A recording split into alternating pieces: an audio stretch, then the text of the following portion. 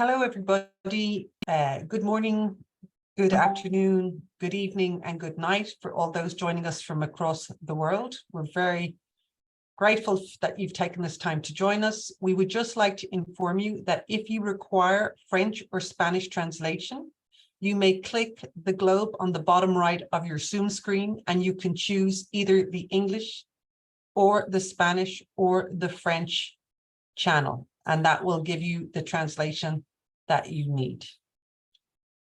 Also, for those that need captions, the caption is enabled. You can also click the three dots at the end of your screen, choose captions, and turn the captions on. I would now like to introduce you to the Executive Director of Women in Global Health, who is going to introduce this session. So please, Dr. Rupa Dutt, thank you so much. Thank you, Anya. Appreciate the introduction. Well, foremost, I want to really say thank you to everyone for joining us today. What an exciting moment. Hello, and a very warm welcome to friends, colleagues, champions of health, and gender specialists joining us from all around the world. On behalf of Women in Global Health, it really gives me pleasure to welcome all of our eminent speakers, our audience, and our moderator, Ms. Siva, to this global community event, Going Beyond 50/50 Transformative Leadership for Gender Equity. We encourage you to also engage and use the chat function, as well as engage with us online through social media, and those details are also been provided. Again, my name is Dr. Rupa Dutt. I'm the Executive Director and co-founder of Women in Global Health. Leading up to the Women Deliver Conference with its theme, Catalyzing Collective Action to Advance Gender Equality, it is crucial to acknowledge the prevailing gender disparities within the health sector as we delve into topics of gender transformative leadership and intersectionality. Just to give you some facts, despite the health workforce being 70% women, and with approximately 90% of them providing direct patient care globally, women still occupy less than 25% of decision-making roles. Yes, this is the leadership pyramid we're dealing with. Women deliver health and men lead it. This stark underrepresentation highlights the urgency for transformative change. At Women in Global Health, we firmly believe that gender equity in health leadership is not just an aspiration, but it is an urgent imperative. Our mission is to redefine the narrative and recognize women as drivers of health rather than mere users of health system. It is time to challenge the status quo and ensure that contributions of women in all their diversity are acknowledged and celebrated. Today, we recognize that achieving true gender equality requires us to address the intersecting forms of discrimination, marginalization that women face based on their race, ethnicity, socioeconomic status, and other identities. By embracing a gender transformative approach, we aim to challenge power dynamics, dismantle systemic biases, and create inclusive environments where all genders can thrive as leaders. This community dialogue in the lead up to the Women Deliver 2023 conference is crucial as we embark on this collective journey of understanding and exploration. With panelists joining us from different corners of the world, we are privileged to hear diverse perspectives and experiences, enriching our dialogue and deepening our insights. Without further ado, please allow me to introduce our moderator for this session, Ms. Sivanathi Dhanathiran, or Siva, as she's better known. And again, Siva, acknowledging that, please also share your name and to get the pronunciation correctly. Siva is the Executive Director of the Asia Pacific Resource and Research Center for Women, also known as ARROW, a regional feminist partnership organization which works on sexual and reproductive health, rights, and justice across 16 priority countries in Asia Pacific, with more than 90 partners across the world. She has authored extensively on the status of sexual and reproductive health, rights, and justice in Asia and the Global South. Under her leadership, ARROW's work became more intersectional on the interlinkages of SRHR and critical global issues such as climate change, migration, and food security. In recent years, ARROW has strengthened an intersectionality approach, working with marginalized groups such as adolescent girls, young people, and women and girls with disabilities. Siva was instrumental in positioning ARROW as a champion for the Global South on sexual and reproductive rights and justice. She's currently on the board of Women Deliver. Siva, the floor is yours. Thank you. Thank you so much, Rupa, for that wonderful introduction. I'm deeply honored to be called to moderate today's Women Delivers Global Dialogue on this critical topic of women's transformative leadership, going beyond Add Women and Stir. So this is an exciting panel which touches on key issues in global health. You know, as Rupa, you've mentioned, we know that women health workers often form the unpaid or volunteer labor and make up and hold up, you know, the global health systems across the world, especially in the global south. So who is this leader that we are looking for? And what are the qualities of a leader who is able to be a transformative leader? What is the transformation that is essential for us at this critical point in time, at this critical point in history, right? So these are some of those exciting, you know, and big ideas that will be discussed today. So throughout this 90-minute webinar, we want to hear from you. So please introduce yourselves in the chat, and many of you have already started doing so, and send your questions for our speakers or share your thoughts on Twitter using the hashtags that we have put in the chat. Please make sure that you're sending your chat messages to everyone and not just to the panelists. And there is an option to adjust this setting in the chat box itself. Today, we will be hearing from three highly esteemed and inspiring speakers in the field of leadership for gender equity on why we must and how we can bring an intersectional lens to transformative leadership. Our first speaker is Elvira Constantina Pablo Antonio. Elvira Pablo is a young lawyer who is part of the Ayuk Mixe indigenous people of Oaxaca, Mexico. Elvira has been a part of the Global Leadership School for Indigenous Women of the International Indigenous Women's Forum and has more than 10 years of experience in the defense and promotion of human rights, especially for women, youth, and indigenous peoples. She's the co-founder of the Iranu Collective and the National Network of Indigenous Women Lawyers. She has participated in regional and global mechanisms of the United Nations and has been dedicated to accompanying youth movements and collectives in Mexico and the region, and was part of the Generation Equality Youth Task Force. She's currently the Regional Youth and Activism Coordinator for the Americas at Amnesty International. Elvira, can we ask you, what would it look like to have an intersectional approach to transformative leadership when promoting opportunities for young and indigenous women? Elvira, the floor is yours. Thank you very much, and thank you for the invite. Just to say that I will speak in Spanish, so I see most of the audience are English speaker, I guess, so please activate the interpretation. Bueno, muchísimas gracias por la invitación a este importante evento y a esta conversación que además, bueno, tengo el privilegio de compartir con colegas de diferentes regiones del mundo y desde también diferentes experiencias de liderazgo y de activismo en pro de los derechos humanos.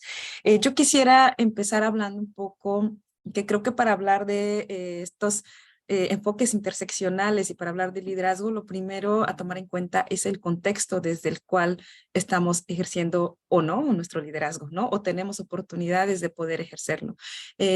Primero quisiera mencionar que todavía ahora en 2023, muchísimos años después de la Declaración y Plataforma de Acción de Beijing, también de todo el plan de acción después de Cairo, que tiene que ver con población y desarrollo, incluso de los objetivos de desarrollo del milenio, y ahora que tenemos los objetivos de desarrollo sostenible, los ODS, o sea, aún teniendo como todos esos planes, programas, marcos y referencias, las mujeres indígenas seguimos todavía en una gran desigualdad para acceso a derechos básicos, ¿no?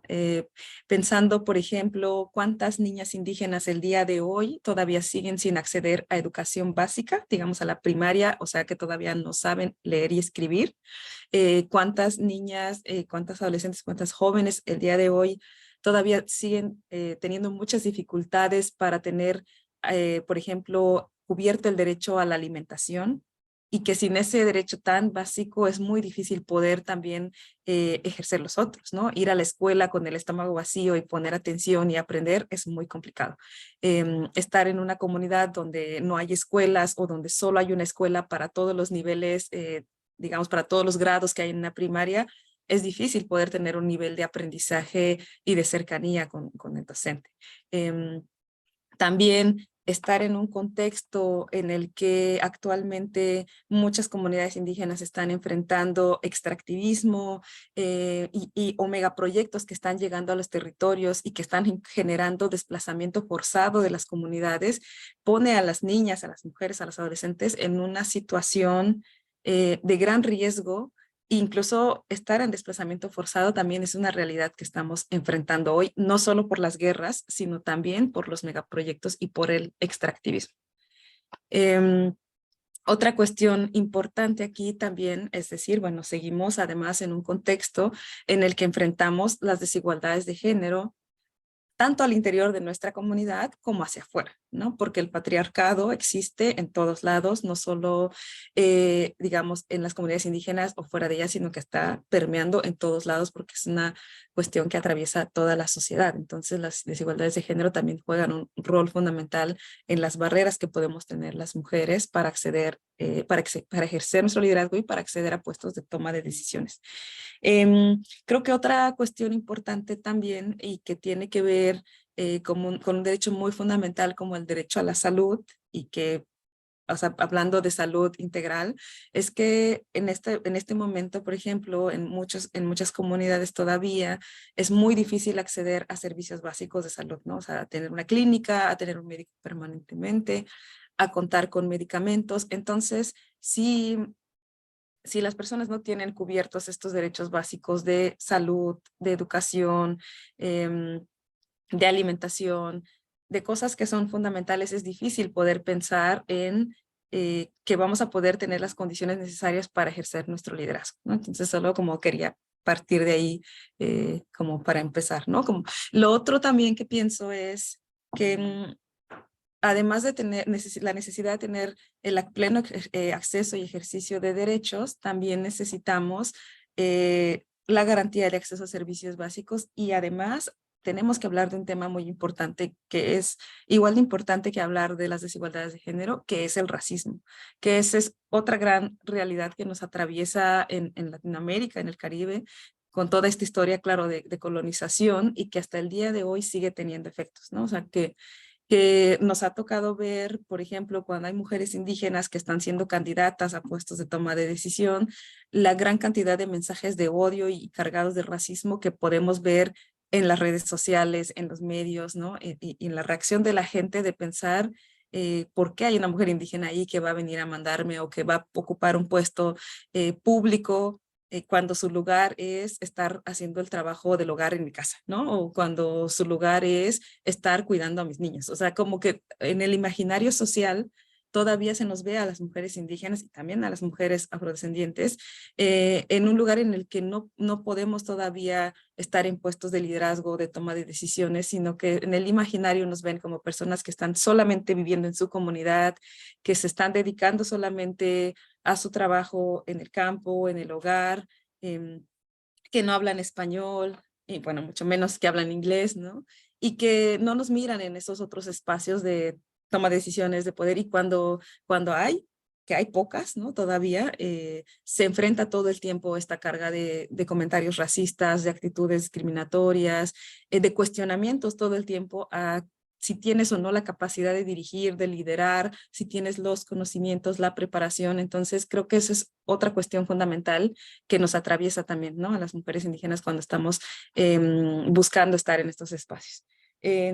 También otra cuestión importante son las violencias, ¿no? Las violencias, o sea, no solo la violencia de género, la violencia intrafamiliar o la violencia que se puede vivir a nivel personal, pero también hay unas violencias muy fuertes que vienen desde las grandes empresas, desde los grandes megaproyectos y muchas veces incluso desde el Estado a las mujeres indígenas que están defendiendo el territorio, que están defendiendo su comunidad o que están exigiendo derechos. Entonces, ese es otro contexto que complejiza este ejercicio de liderazgo y que en varios lados ha generado persecución.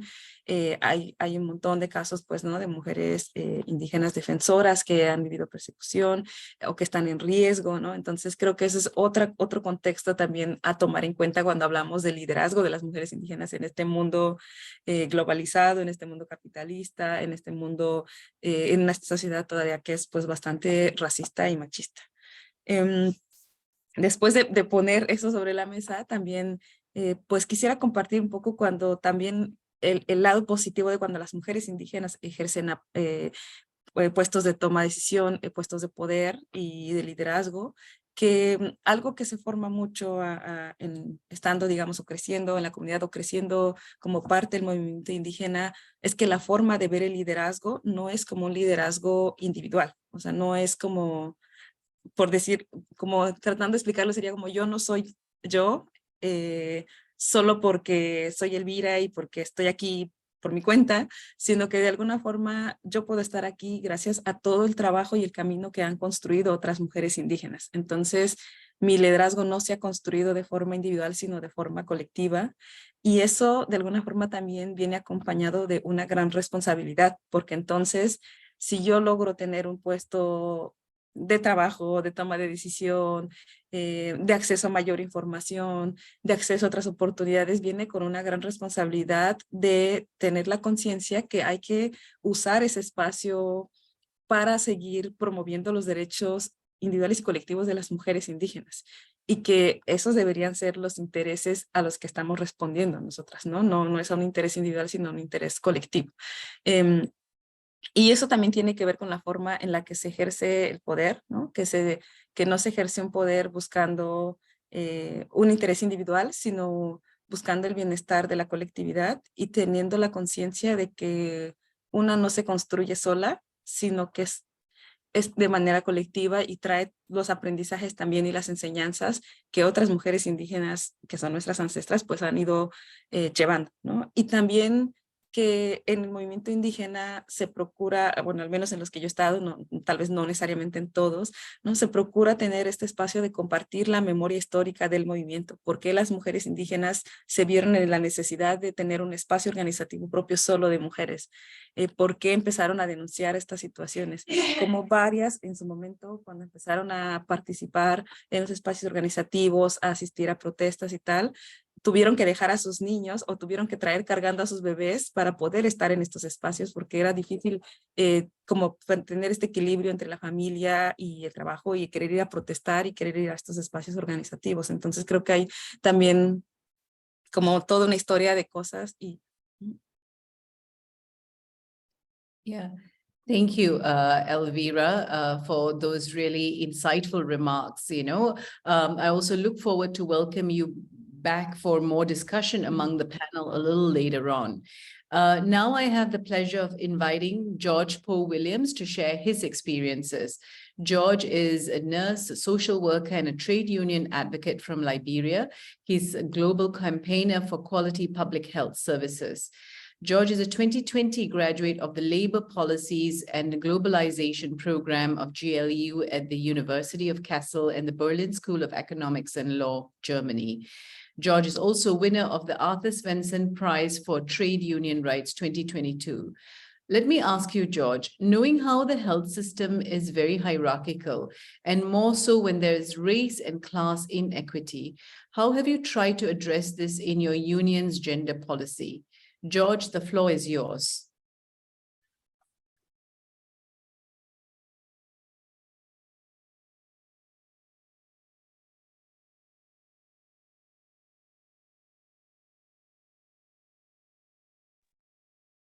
Thank you.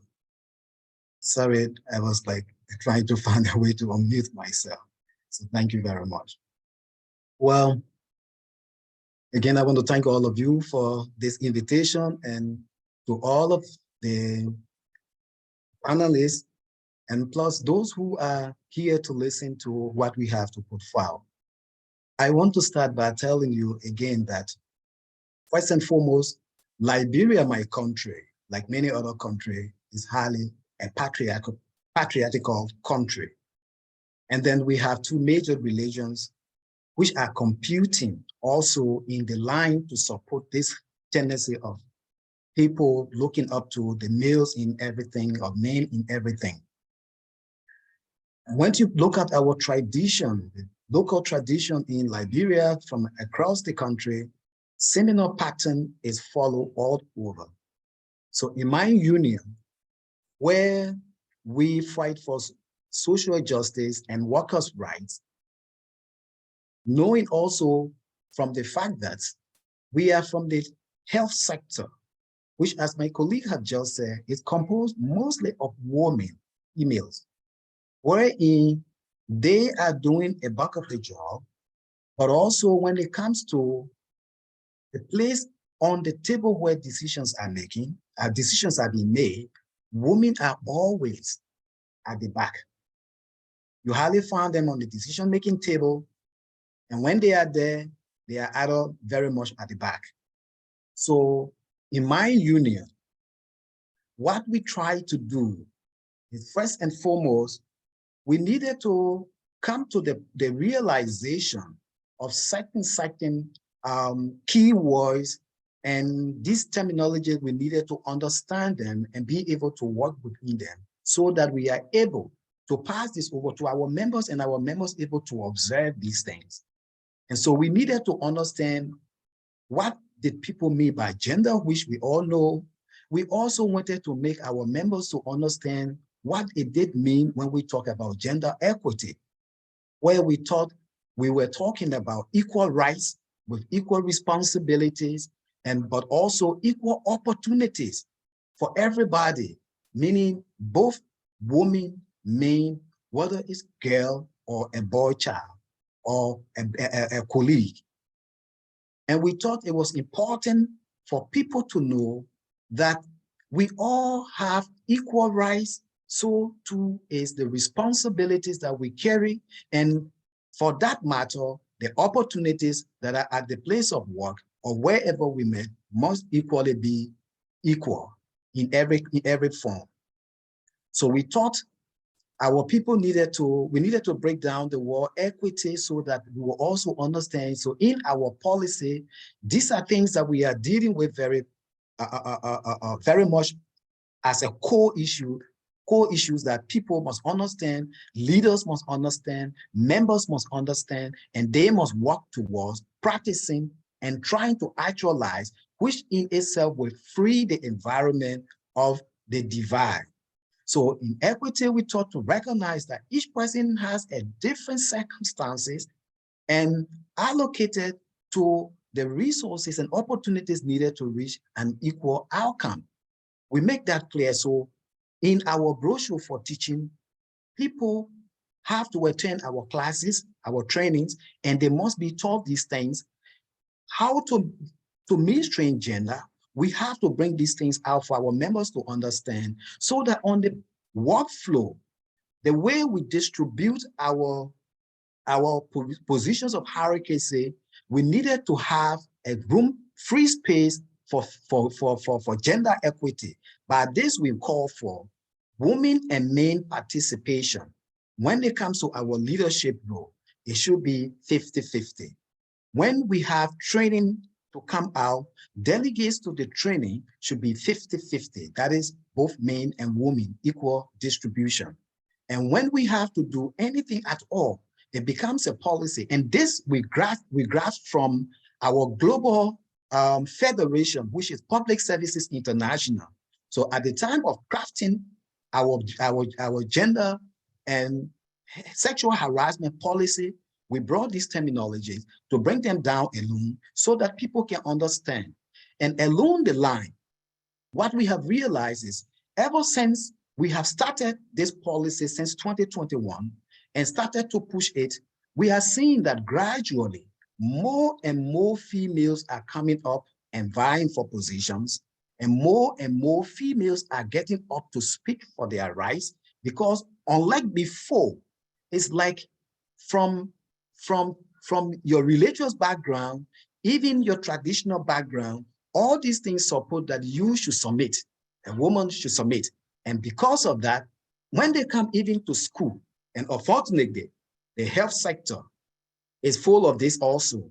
The doctor is the highest decision maker, and the nurses are supposed to take order, and that kind of a training is being indoctrinated into health workers. So they are always there to take instructions and always subject themselves and always abide by rules and regulations. Of course, I am not saying we should not abide by rules and regulations, but to the extent that people who are professional people do not feel like they have the right to articulate certain things, that is what we are trying to fight against in our union, so that every member, whether you are a male or a female, you feel equally a member who has the right on the floor to articulate an issue that affects you or somebody else. Once you see that it is wrong, you need to talk about it. And you need to bring ideas that will help all of us to move in a positive direction, growing forward, so that we can break this bound that is holding women down, that they cannot speak out in the public, or they cannot speak to a male, or they cannot challenge somebody of authority, even if that person is wrong. So this spirit, we believe as a union, that if we can break that bound and bring all of our members together to understand that it is not only the males who can talk for the right things to happen, or not only males who are good leaders, but also females can lead, and they can lead well. So with this, we have come down with certain things that we have in our union and is going across our country. In fact, we say what a man can do, a woman can do even better. And we say also, women, don't sit there, do something, meaning that do not just accept that you cannot come out to do something, or you cannot be a leader, or you cannot speak out. You have the right to speak out. Once you know what you are going to do, you need to do that. So in our union, when we have things that have to do with bringing people together or sharing of opportunities, like maybe scholarship or what it is, whatever it is, we try not to take people who just push themselves forward or because they are chosen by the authorities who are in control, but we think it should be balanced so that everybody who is a member of the union has the opportunity. But we also pass this teaching over for the benefit of the patients. So in an event where we have patients and you have to make a decision, say, it's a first come, first serve, of course. But what if you are on duty and a gentleman comes and a lady comes who is maybe a pregnant woman? They too have the similar features after your triage, but this woman is having a pregnancy. We feel you should give her attention first because she had a little more low than the gentleman. Not that we're trying to discriminate, but we try to make you to understand that in this particular situation where you have a man who is just normal, maybe he comes to the hospital because he has fever or so, and this lady comes also, but she is having extra low, you can help her first to go in and the male can come after. But you educate the male that, okay, we understand, we have checked you, we realize that we can work on what you have, but can we please work with this sister first before we do that? The same way we do even the disabled now, we try to bring that into play. Because before this time, when they say first come, first serve, is like that. So even the only people who are taken off the line will be people for the emergency case. They did not look at people who were the elderly, but those are things we are now putting into place and they are taking root. So people who are elderly, of course, for that we take them, but we want to make sure that between the line, people have a sense that you give some allotment to our sisters who are coming in. And we try at all costs not to allow any lady who has an issue to be put aside. So that transfer into our sexual violence program or policy, so that, because in the time past, you realize that most time the perpetrator of violence against the woman are the bosses. And when the case comes out, it is still the same boss who will have to come to judge the case. And in that instant, the woman wouldn't feel comfortable to come and bring up a case. And so for now, under the new policy we have had, we are making the way that we have committees and a pathway to launch a complaint that is handled professionally with confidentiality so that you are not leaked out to anybody. But at the same time, you are not going to go home burning inside you because you don't have a way to bring out the issues that are burning you. Maybe your boss is offending you or is molesting you, harassing you. we try to make a pathway that is going to make you to feel free. Committing is comprising of a lot of people, many females, because females feel comfortable expressing themselves to their colleagues. So these colleagues know where to go, who to contact, and how to proffer the case. And then you can get redress. So with those way, we are looking at the fact that when we have a system where the individual feels comfortable to come out without being put down, it helps to bring leadership. It helps to transform our society. And with this, we are seeing a change that people can now even speak out against rapes and all of that. We see leadership coming and transformation coming along. I want to break here. George.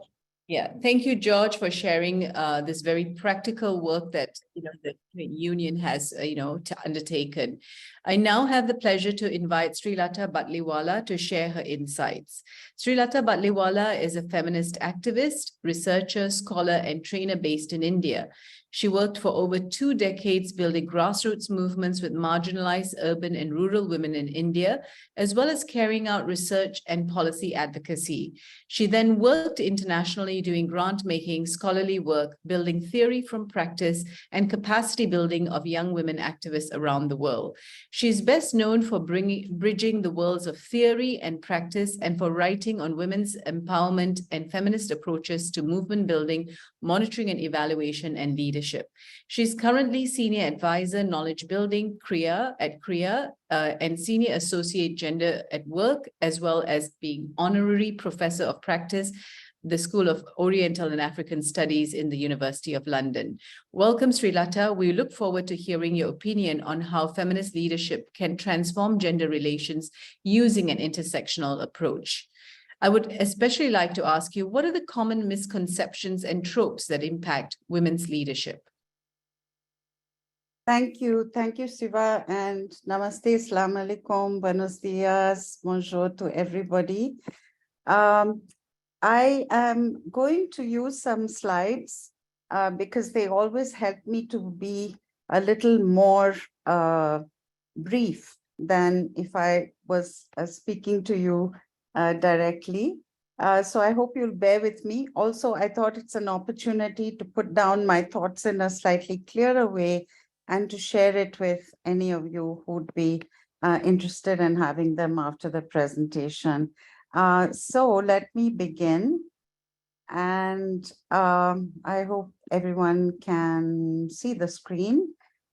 So I'm really going to speak to the question of what are the barriers to transformative leadership of any kind, and certainly to gender transformative leadership.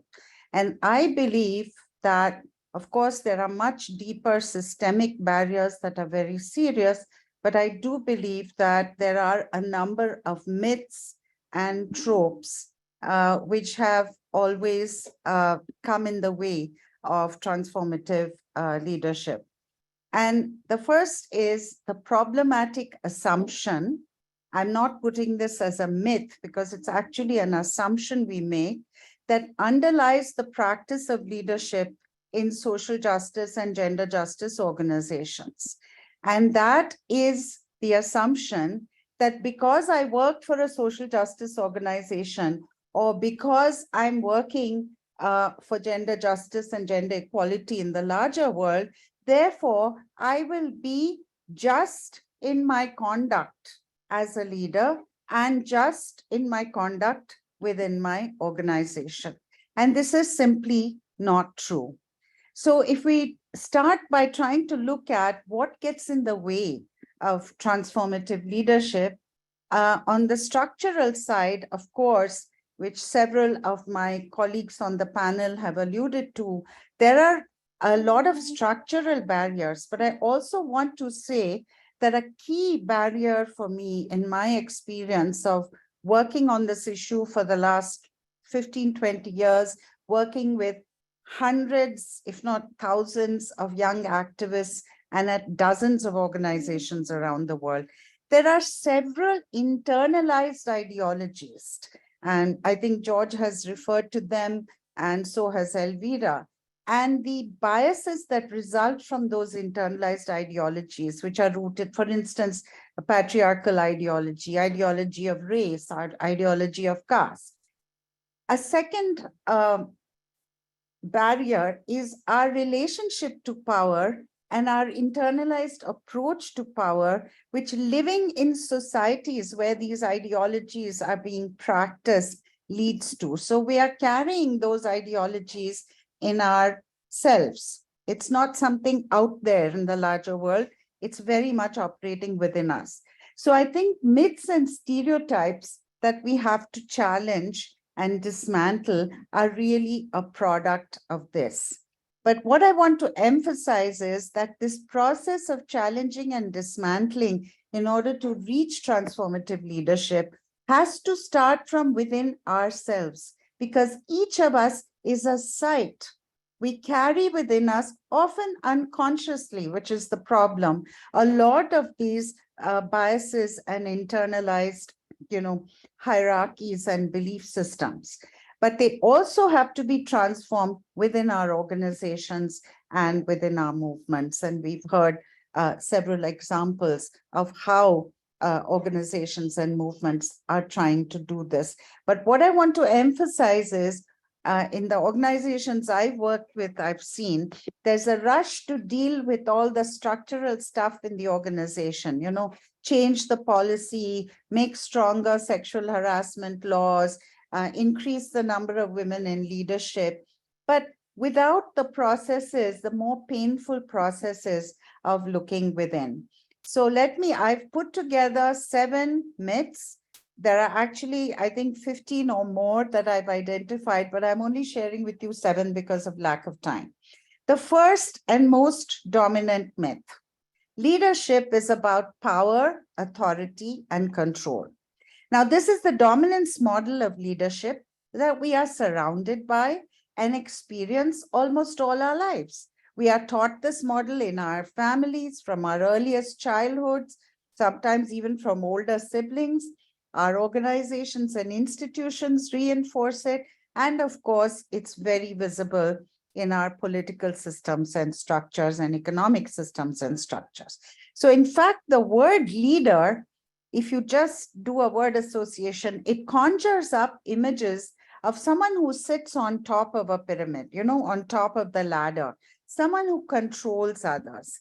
So it's that leader, follower, leading, being led kind of a paradigm. And this is so widespread that we've completely internalized it and we haven't questioned it.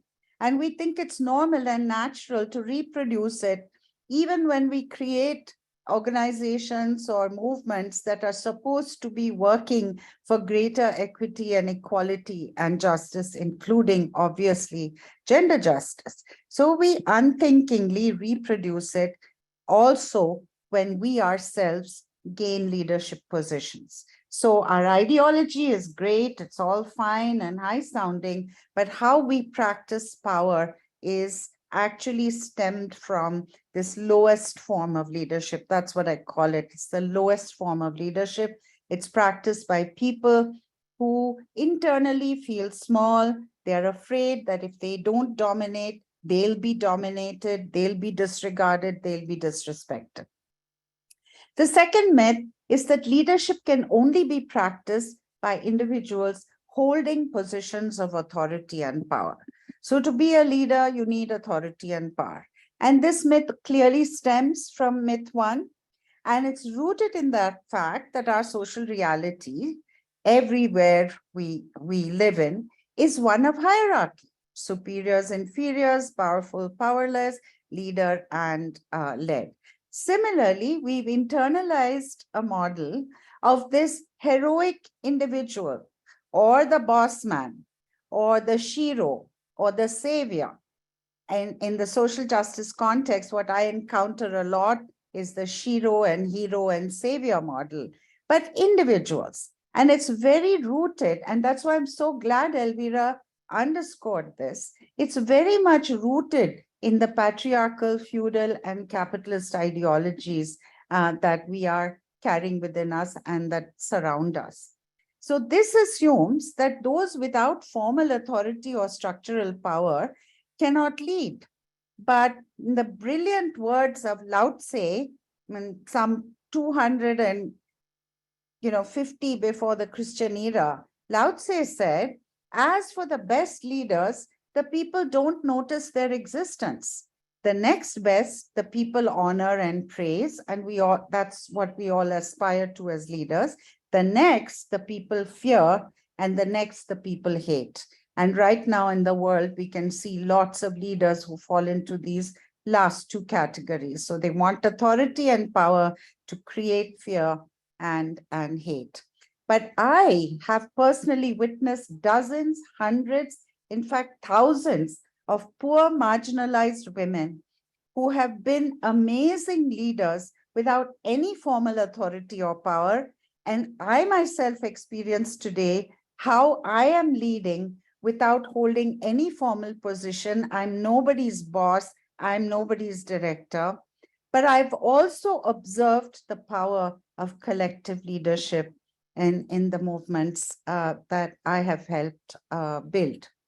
The third myth, as I said, is because I lead a social justice organization, I'm a socially just leader. And as we discussed, it's very far from true.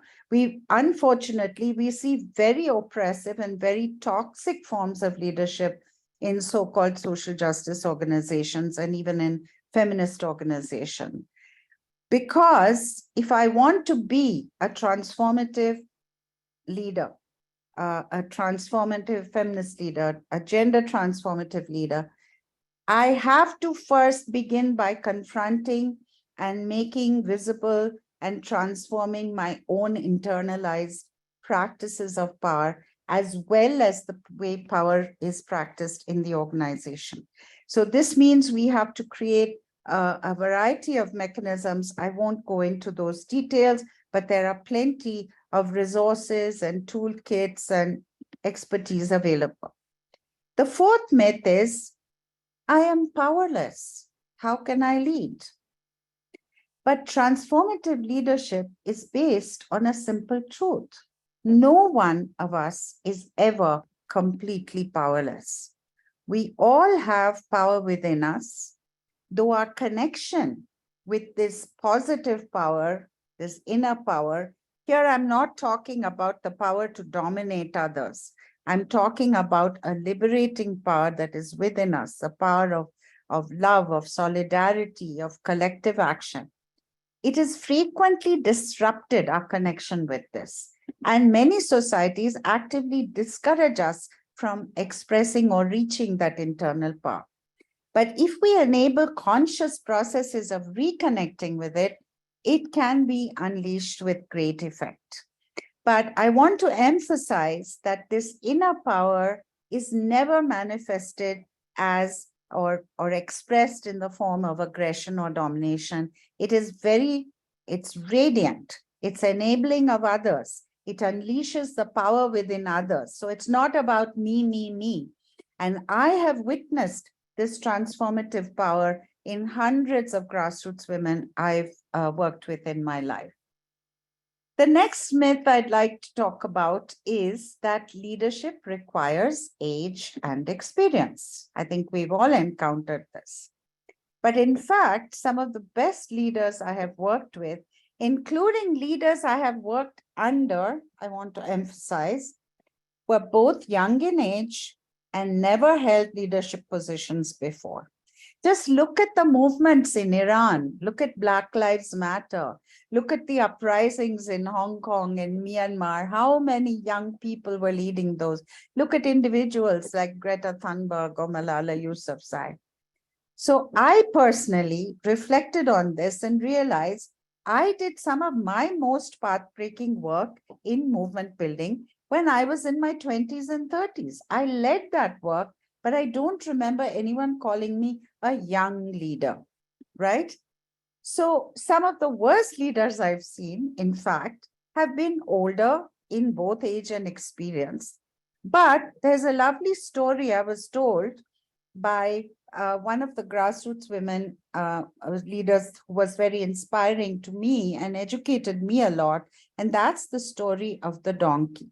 Because she said, look, even a donkey has 30 years or 40 years of experience and age, but hasn't made anything of it, hasn't transformed himself or herself. So what is the point of age and experience if we are still insecure and oppressive in order to assert our power?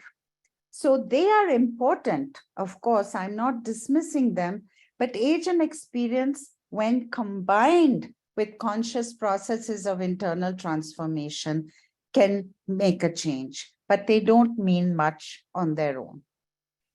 And the sixth myth, in some ways, is the biggest myth of all. And I have to be very careful how I articulate this, because it shouldn't sound like I'm advocating against 50-50, on the contrary.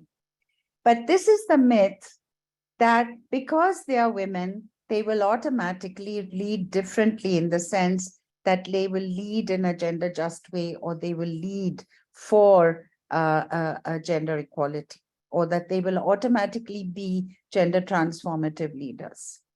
In fact, our practice of leadership, as I hope I've emphasized by now, has little to do with our sex or gender. It is really a product of leadership models we've witnessed and experienced throughout our lives. And this is why so many women who rise to formal leadership against great odds often end up practicing their power in a very oppressive way. In fact, sometimes they do that to be taken seriously as leaders. So is that what we want? To put people who identify as women in positions of leadership, but not have the nature of leadership transformed? Of course not.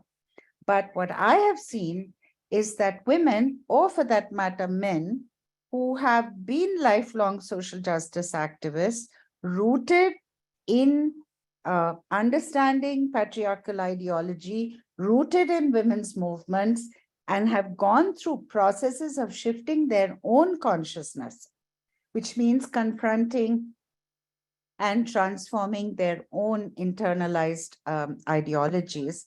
They have been extraordinarily path-breaking and transformative leaders. So transformative leadership is a result, I want to emphasize this, of a conscious process of individual and collective change. And a big part of this process is often about healing from our own past trauma, our own internalized, need to be oppressive in order to hold power. And we have to connect with that radiant inner power.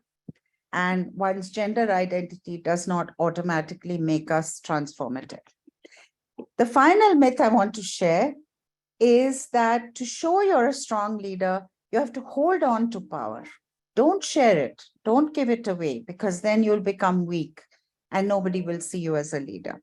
I think the greatest leaders in the world, Gandhis and the Mandelas and the great gurus and spiritual guides and prophets throughout human history, they knew this was a myth. They knew that the real secret, and one that I myself discovered in my own personal leadership journey, is that the more you share power with others, the more powerful you become. The more you give away power, especially the power of domination and control, and learn to lead through the power of your ideas, your vision, your compassion, your inclusion of others, your sharing of decision-making and authority, the more powerful you become. So I want to end with a quote from my very beloved friend and sister, Hope Chigudu. She's a great guru of mine, a great feminist activist and trainer from Zimbabwe. Hope defines transformative leadership like this. She says transformative leadership is not about positional power, accomplishments, not even about what we do. It's about creating a domain meaning a space and a process in which human beings, notice she says human beings, continually deepen their understanding of reality and become more capable of participating in creating new realities. Leadership exists, Hope says, when people are no longer victims of circumstances, but participate in creating new circumstances. So let me stop there, and thanks very much to everyone, and hand back to Siva. Thank you so much, Srilata. I hope I didn't go too fast for the translators. I apologize if I did. Thank you very much, Srilata. That was truly inspiring. We already have a number of questions in the chat box and from the audience. So I think perhaps we can really get on with what has come. I feel like a number of questions have actually been put to George. And I think within this, we have, George, how can men be engaged for gender equity? We cannot fix the issue without men sharing power. And then there were also two other questions for George, which was about what was your biggest challenge and how did you overcome it? And what are the proportion of female nurses in leadership in your union? So George, you have three questions. And then for the entire panel, what is some of the key work you might have done on the intersections of age and gender discrimination, and any efforts, especially on the exclusion faced by older women? So George, maybe you would like to go first.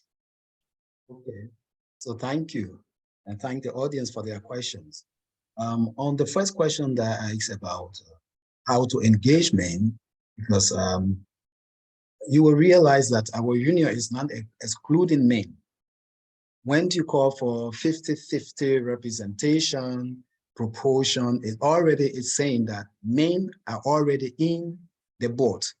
The only thing is we are trying to appeal to our men to see reason to decrease their quota so as to accommodate females, so that the scale is not that way. We try to balance the scale right now. How be it, if there is a male who is himself a victim, we have a way, the education we are doing is towards both men and women, so that their capacity is built to be able to take responsibility for themselves, to make use of the opportunities that are there, the channels of lodging complaints and all of those kinds of things is also available to males as it is available to females. But if that's a male who is an anti-feminist, of course, we also have a space to bring them to pace by awareness, creation in them, teaching them more about the rules, the rights, and showing them examples of other societies where this work as well. So there's a lot of room for males' engagement in our policy. When it comes to the issue of the biggest challenge, our biggest challenge has been for women themselves to come out. And you cannot blame them. For centuries, they have been pushed down the table, under the table. So now you say, come out. It's like, I'm from the village, I'm a village boy. If you have caught a chicken and you tied a rope around it and keep it in one space, after 2-3 days, you come and loosen the chicken, you see that it's still to the same place. It's not going to just start to move. So we have to understand that after these centuries of keeping women down, now to say, yes, we all can mingle together, they don't feel so comfortable. They don't feel that self-confidence yet. So yes, that is the challenge we have. How are we overcoming it? We continue to do teaching. We continue to encourage them. And yes, along the line, they are coming up. What is the percentage right now? For the same reason I told you now, our percentage right now is between 30-35% of the nurses coming up to a leadership position. And of course, the space is open for 50%, but we hope and we are encouraged by what we are seeing now. We know in the next few years, it will come to pace 50-50. And of course, it will even go above. The moment they start to grab the concept, they start to come out, more and more will start to get into the race. I want to take a break and give others the chance to speak. Yeah, thank you so much, George. So perhaps, the question on the intersection of age and gender discrimination and any efforts, especially on exclusion faced by older women, is something that perhaps Srilata could take on, because we also have a question for Elvira on what have been your challenges and learning in trying to bring young activists into leadership. So maybe we can ask Srilata first, and then go to Elvira. Yeah, sure. I'm actually may not be the right person to answer this, because in most of the contexts where I have worked, it's been the opposite, where in fact, older women gain much more voice and power in communities and families, etc., than younger women. So a lot of the issues I've worked on actually is on age hierarchy that is exclusionary towards younger activists and younger women. And I just wanted to underscore that the health sector is, it's actually a beautiful case study for understanding how all these power structures intersect in the way it has evolved and grown up. I'm sure, George, you would agree, right? So age hierarchy, very much so, right? The senior doctors, the gray-haired guys, the specialists, the super specialists, the consultants, the surgeons are on top, right? And then the younger doctors, etc., are somewhere in the middle. Then the nurses and the nursing staff are in the third tier. But I want to mention that in places like countries across South Asia, you see another tier at the bottom, which is the staff who do all the custodial work, the dirty work. And this hierarchy, within it, you'll find embedded, of course, race, caste, educational levels, rural, urban, all the other possible intersecting forms of discrimination. The problem of the discrimination against older women, I feel, is really much more acute in the North, if I may use such a gross generalization, because in African cultures, in Asian cultures, and even in most Pacific cultures, I'm not too sure about Latin America, so I hope Elvira will speak to this. I know that in the Zapatista movement, for instance, in Chiapas, this was one of the issues that was discussed: age and age hierarchy and exclusion of younger voices, etc. But in these cultures, African, Asian, and Pacific cultures, older women actually have greater power and voice, even in traditional institutions like the family and clan and tribe and caste, etc. So I think I'm not aware of any work that's been done on the particular form of exclusions that older women face, except for being aware in the US context of very strong legislation that's been brought in that actually treats any kind of age-based exclusion as discriminatory and unconstitutional, and that has been invoked by older people in the workforce who have been terminated, for instance, giving other excuses, but clearly because of age. So let me stop there and maybe hand over to Elvira if she'd like to come in on this. Yeah. Elvira, there's also, in addition to that, a question on how you've brought youth activists into the leadership, right? So yeah, Elvira, the floor is yours. Thank you. And yes, actually, in indigenous communities, older women have are considered to have more power and knowledge, so they are recognized. But also there is a different based on gender, because for example, in my community there is something we could have, I don't know how to call it in English, but it's like in Spanish it's como un consejo de ancianos, like an older people advisory body for the community. So when when men turn like I think it's 60 years old, or they have passed through all the positions in the community, they are part of that group, so they have power in the community. And so when there are some big issues there, that is the space where the community seeks advice, or they have a say in any important decision. But it's a space only integrated by older men. There are no women in that space. No, but in general, like in the community, of course, older women are respected and heard. But it's in my case, in my community, it's not only for being older, but it's in that case, it's only an older man space. No? And so, and in the movement, for example, ECIMIA, the Continental Network of Indigenous Women from the Americas, where that is a space where I also have been like trained, and where I have learned a lot from our elders. What we do is we create some spaces for intergenerational dialogue and learning.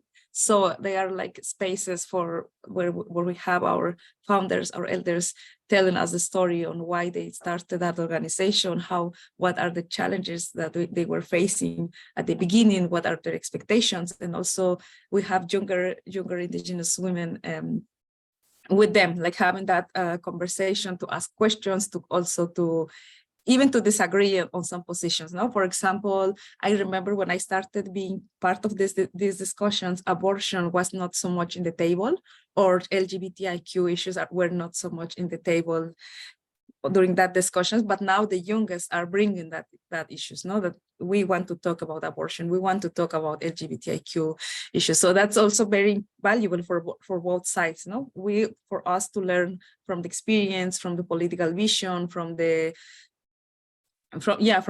vision and from the ideas that they have, and also for us to bring some questions or some discussions that were like not so much important, or not so much addressed in that spaces, for also many reasons, no, that have to be also with ideology, or also some, I don't know, like maybe the context, no, and the historical situation faced. And something else that has been very helpful is to have this kind of mentorship. For example, in ECIMIA, what we used to do when we started going to some international advocacy spaces is that we had some trainings, and then when we go there, there is also a group. There is a group of younger indigenous women, and then also an elder, and then someone that is kind of in the middle, not giving accompaniment to the youngest in these spaces, so they can introduce to people, can prepare their intervention. So that's also very helpful, like to go together there and to have someone supporting. That's also very helpful. And also peer support, no? Like I'm still young, and I also sometimes give accompaniment to those who are younger, trying to make sure that we have the continuity of our movement. Like something that we have been talking a lot is not in Spanish is relevo, like it's not replacement, but it's continuity, no? Like it's not that the youngest are replacing the older, but it's to make sure that we have continuity of our movement, and that we keep these principles and values and political vision, and we make sure that we can continue on that, no? And it's not like something just break it because it's a newer generation and doesn't have the historical memory, no, what has happened. Yeah, thank you so much, Elvira. Then, of course, we also want to hear from our audience. And for the audience, if you can answer in the chat box, how would gender transformative leadership be different from having more women in leadership positions, right? So this is something for all of us to think about. So please do type your answers into the chat box. In the meantime, while the audience is typing into the chat box, there's another question for Elvira. But when you feel like a leader, you know, sometimes a leader, you're making all this transformative change, but no one recognizes you. What do you do? I just saw that Srilata wanted to add something, so I don't know if she would like to No, go no, first. I'll wait. Please go ahead. Okay. Well, that's interesting because I don't know, but like for me, it's not necessarily expecting a recognition. I mean, like we do our activism because we are convinced that what we want to see change, that we want to make sure that Indigenous women and girls' lives are changing, are improving, that they have access to their rights. So it's not necessarily like expecting someone to come and tell you like you are my leader or you are a leader. Like personally myself, I don't feel like I have been like in leadership position. I feel like more as part of a movement, and that I have a responsibility to do the best I can where I am when I am in some spaces, but it's not like expecting that.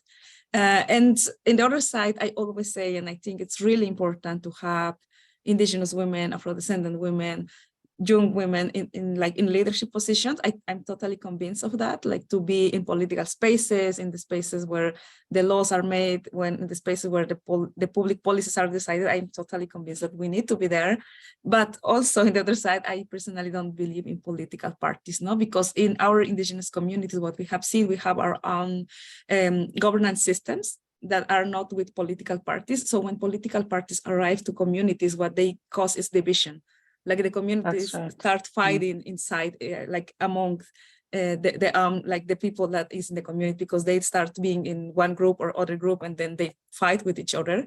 So it's not very beneficial for the community to have political parties there. So that's why I don't believe that much in that kind of organization. But I also think that it's really important to have Indigenous women, but it's not only the identity, as Srilata was saying. It's not only because of being Indigenous you are going to have all that ideology or all that position. It's also important, like, where are you coming from, the movement, the values, the ideas, no? Like, because that's also very risky to think just because it's women or just because it's Indigenous or it's youth, because there are also a lot of young people that are very conservative and anti-rights, like the anti-rights movement have a lot of young people. For example, now I'm just attending the OAS Assembly, the Organization of American States Assembly, and there are a lot of young people having statements against abortion, against trans people rights, like very, very conservative and even very violent speeches, no? And they are very young, so it's like not necessarily the age doesn't necessarily mean that you are progressive or you are a human rights activist. No? Yeah, and also, so perhaps Srilata, you can add about, that interesting experience that you've had, and if you can also share if you have published your presentation somewhere else, because we all heard about how there were 15 tropes and we only heard about 7, so we want to go and read the other. No, I haven't written them all down, but maybe this will provoke me to do so. I've written some of them, and I can share the sources. Yeah, I think what I want to say is kind of building on Elvira's very important points, is that and this larger question of, what makes leadership transformative? I think the short answer I would give is when the focus is on the transformation and not on the leadership, which is exactly what Elvira is saying. It's so important we don't focus, we just use that. This has become another word, like empowerment was in the, 1990s and 2000s. Everything was about empowerment. But hello, there's this word power in the center of empowerment. Nobody wanted to look at that word. It just sounded nice to say we are empowering X, we're empowering Y, we're doing this empowering work. So similarly, transformative leadership has become this kind of, slogan, but the focus has to be on what is being transformed in the process of that leadership. How? Because see, leadership is not a goal. Achieving leadership can't be the goal. it's achieving transformation, that's the goal, right?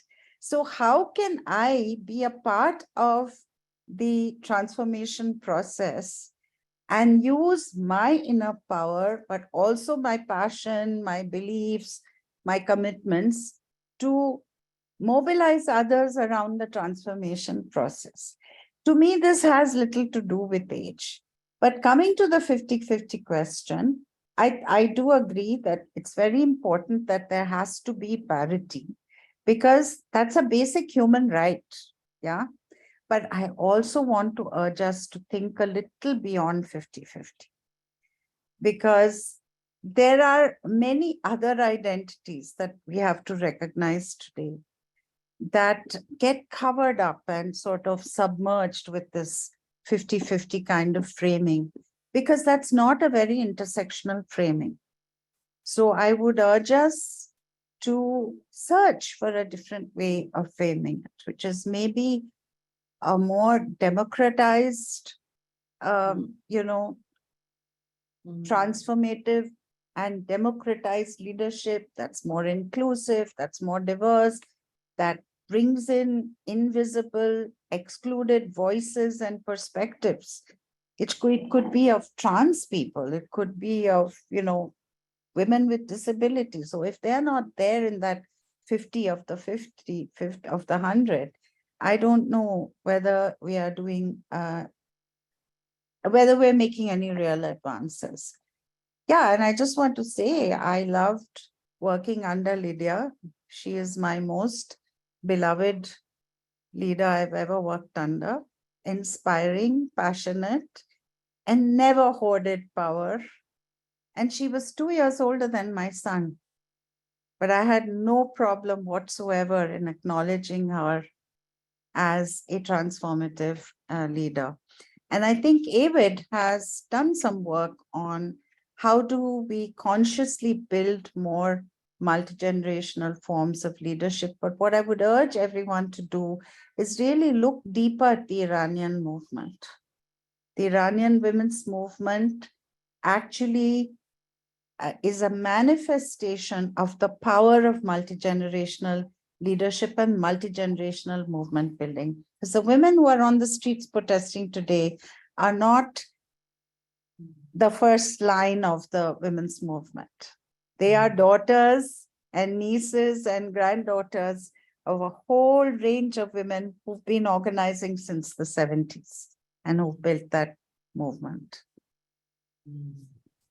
Yeah, thank you, Sri Lata. And also maybe George, could you also kind of share your own experiences or your challenges about, how very often leaders work very, hard, and yet, there's very little recognition given to them. I mean, and I'm sure that the trade union space is as tough as many other spaces are.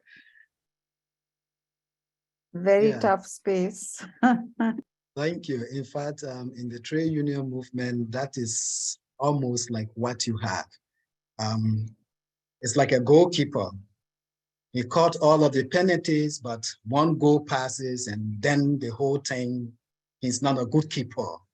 So in leadership, especially in the trade union movement, once you win a collective bargaining right and salaries go up, yeah, people say, hey, they don't even cheer for you that much. But the day there is this interaction with leadership and the bargaining did not go the way of the workers, then they think you have betrayed them. So over and over that is there. But I had a professor at the University of Kassel. I'm actually at Berlin School of Economics and Law, and she was called Claudia Hoffman. And Professor Huff said to me one time, because she asked the class, what is your expectation from this course? And we did, and she said, oh, George, I'm interested in that. But George, you see, when you have to advocate for people, do it because you feel that's the right thing to do. Do not mind what the people say, even if they stab you in the back. And certainly they will stab you in the back. So that is a common place in trade union movement. We see it every time. But one thing is Just like a nurse goes to work, she's not paid very much, but she feels happy when a patient comes to the hospital unconscious and she puts her time, and at the end of the day, she sees the patients walk out of the hospital. That is the joy. And that is what is keep us moving in the trade union space.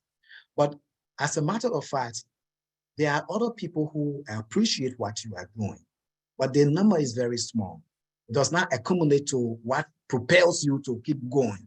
However, the passion to see the right thing happening, the passion for advocating for justice keeps you moving. And that's where I can speak to you. Initially, there was something I wanted to bring up. We have had 2 experiences of old age people. It's not commonplace, but discrimination against old age people. My union experienced it twice, 1 female, 1 male. And it was because of this new precept that had come about in the Ministry of Health of the Republic of Liberia. Jobs are distributed at per your knowledge. So if you are a master's degree holder, yes, then you must take this position. If you are a bachelor degree holder, you must have this position. And so there were 2 old people in 2 clinics. One, an elderly lady who somebody with a bachelor degree had come into the facility, so virtually that person should take over. But then the young lady who came didn't have that caution to know that there was an elderly person. Try to sweep her away, sideline her in a way that may her feel very bad. But because they both are union members, so we spoke to the young lady to realize that this lady had experience that she could tap on. And we wanted her to take her in as a colleague, a senior colleague. And in fact, for that matter, though the office had put her aside, but she should take her as her advisor, like her senior consultant. And so then they started to work together. Do not take the office space, shared office with her, make her to feel like she's still part and parcel of this facility. The same thing happened to the male. We went and did the same thing. And the reason we are having problem to be able to combat this thing is a policy of government. And so what we are calling for in government is, instead of just saying, if you don't have bachelor degree, if you have served the system for 25 years, the bachelor degree come and take over, there must be what we refer to as seniority. Because in Liberia, there is no seniority in the health sector. You are employed today, you take the same salary 50 years later until you are retired. So we now are advocating for hierarchy, seniority. So if somebody have had only a certificate or have served for 15 years, you do not just come and bring a young graduate with bachelor and say, okay, you leave the job, let this person take over. At least you should find a place to put them. That is what we are now advocating towards in this regard. Thank you. Yeah. And okay, so George, thank you for that. So very quickly, if I can ask each of the panel members to give us one thing to remember. What should we remember for gender transformative leadership that's conscious of an intersectional approach? You only have 1 minute because we are running out of time, but it'll be great that we have this as one of the last things on our mind, right? So who would like to go first? Maybe we can have Srilata, since your mic is on. Okay, but I think I've already said it. I think what we have to focus on is the gender transformation and not the leadership. Okay, Elvira. Leadership is a means to an end. It's not the end. Right. Sorry, Elvira, please. No, it's okay. No, I was just gonna say that yeah, transformative leadership means also like making sure there is intergenerational work and collaborative work. Also that I would say also be having collective and social leadership and not individual. Just like, yeah. And something else would be, as Srilata also said, no, like the most important thing is what we want to transform or what we want to obtain as a result of our work. It's not only arriving to a leadership position, but what do we do with that power, and how do we use it? And George? Very short. Capacity building, capacity building, capacity building. Our people need to know what we are talking about when we talk about gender transformation, so that they are able to appreciate it and be able to apply it. Because like the comrade from Zimbabwe, the definition of transformative leadership that she gives, I say thumb up to her, because it's like providing the space that allow people to look at other realities. And I think that can only come when we do capacity building trainings. Thank you. Yeah. Thank you all panelists for such an exciting, thought-provoking ideas. I think even within the chat, we can see actually responses from, our highly engaged audience as well, right? Because one is, of course, about how leaders, the transformation that we're aspiring for is actually structural, it's systemic, and this calls on leaders to actually challenge power, right? Mhm. And I think a number of people have raised within the box and also within the panel that sometimes what happens when you're a leader is that you get embedded into the structure of power that makes it difficult for you to actually challenge that power, but it's actually imperative for us as leaders to challenge that power itself, right? And that's the end goal that we should have in mind. And I think that, many of these things, I think some of those people in the channel are also talking about, the fact that many of us have a crisis of leadership, right? Because leadership is something that's alone. The second thing is that, sometimes we ourselves, especially female leaders, very often, I think this is something that the younger generation keep bringing up, have this imposter syndrome that, when we succeed, we feel like we are faking it or we're not worthy of it because, traditionally, we have not been considered as leaders, right? So when we have those positions, we are still thinking, oh, how did I get here into the first place, right? Am I faking or am I an imposter? So, and I think that capacity strengthening, George, you were talking about is really important. I mean, part of that transformation means strengthening, the capacities of those who are marginalized from the positions of leadership, strengthening the capacities of younger activists in order to become leaders, right? And then, of course, strengthening our own capacities as leaders to be more inclusive and, being able to be questioned, by others in order to do that, real transformation, that is necessary. And I think that, it has been a really very, very insightful, and deep thoughts have come out in this. And, I think that in today's world, I mean, it's like Srilata said, 50-50 is just not enough because it is still possible to have a 50-50 world, but power still remains embedded within, the patriarchal society, right? Even if we have 50% of women. And hence, this is why integrating an intersectional approach to foster the transformative change at all levels is really something that's necessary.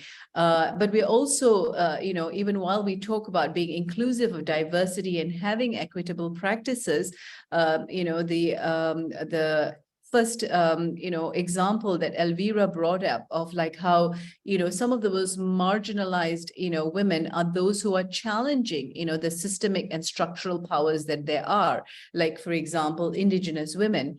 And, that marginalization of power is something that we should also kind of address within the ways in which, the organizations we create, as well as the systems that we are creating, whether it is for the health sector or even for our civil society sector.